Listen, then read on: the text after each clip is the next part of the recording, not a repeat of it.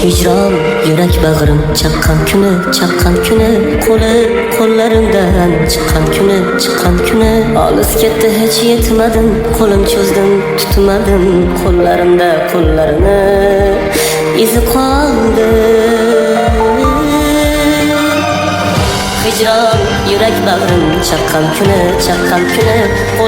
qo'llarimdan chiqqan kuni olis ketdi hech yetmadim qo'lim cho'zdim tutmadim qo'llarini izi qoldi.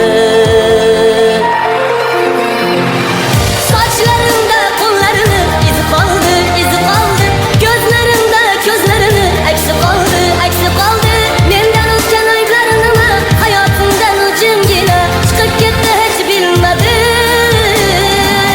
Sochlarimda qo'llarini izi qoldi ko'zlarini aksi qoldi mendan o'tgan ayblarini hayotimdan jimgina chiqib ketdi hech bilmadim.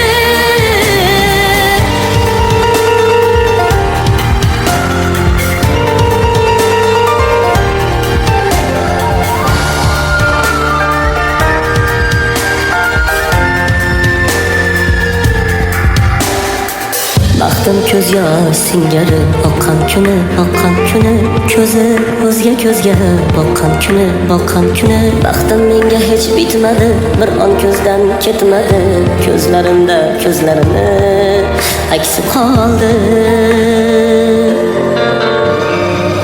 Sochlarimda qo'llarini izi qoldi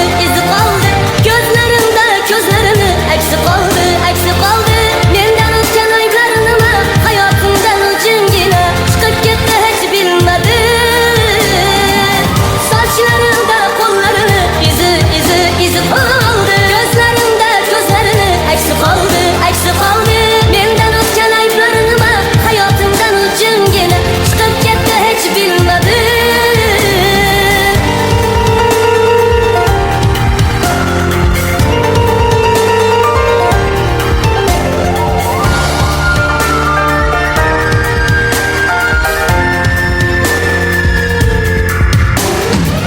Qo'llar qoldi u tomon qalbini qaytgil deb ming bor yolvordim o'tinib aksi qolgan ko'zimdan sochib yoshimni usiz qorlar bosdi qora sochimni.